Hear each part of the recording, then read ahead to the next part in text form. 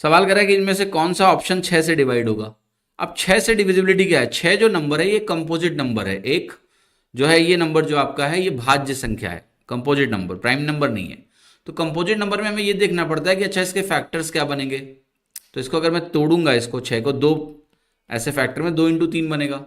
अच्छा, कोई भी नंबर अगर 6 से डिवाइड होगा तो वो 2 से भी डिवाइड हो और 3 से भी डिवाइड हो। अगर कोई नंबर 2 एंड 3 दोनों से डिवाइड हो जाए, इसका मतलब वो नंबर 6 से डिवाइड होगा। इसका मतलब क्या हो गया, 2 से कौन सा नंबर डिवाइड होता है, तो आपको हो गया इवन नंबर। तो पहली बात, पहला कंडीशन क्या हो गया कि मेरी संख्या इवन नंबर होनी चाहिए। इवन नंबर होगा तो 2 से डिवाइड हो जाएगा, यस। और साथ ही साथ ये 3 से भी डिवाइड हो जाए, तो अगर साथ ही साथ ये 3 से भी डिवाइड हो गई तो ये नंबर हमारा 6 से डिवाइड होगा। ये लॉजिक हमेशा लगा सकते हो आप। जैसे 88 एक नंबर है, 88। अब 88 को अगर आप तोड़ोगे तो क्या बनेगा, 11 × 8 बनेगा कि नहीं बनेगा।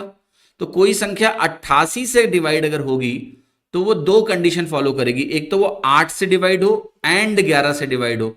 8 से डिवाइड होने की कंडीशन क्या होती है कि लास्ट 3 डिजिट 8 से डिवाइड हो, और 11 से डिवाइड होने की कंडीशन क्या होती है, वही होता है अल्टरनेट प्लेसेस का सम निकालते हैं, फिर उसका अंतर निकालते हैं, वो या तो 0 होना चाहिए या 11 का मल्टीपल होना चाहिए। तो इस तरह से हम एक कंपोजिट नंबर की डिविजिबिलिटी को चेक करते हैं। तो जैसे यहां पर आते हैं फिर से कि 6 से विभाजित है, तो पहले मैंने बोला कि नंबर इवन होना चाहिए।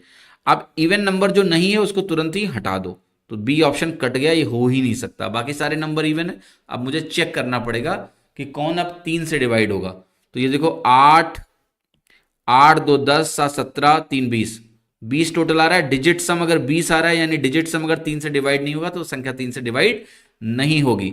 फिर आते हैं यहाँ 6 7 13 1 14 7 21 6 27, ये इवन नंबर है और 27 डिजिट सम आया यानी 3 से डिवाइड हो गया, तो ये आंसर हो गया सी। अब सी अगर आंसर होगा तो डी चेक करने की जरूरत नहीं है, डी अपने आप गलत होगा, आप उसकी चिंता मत करें।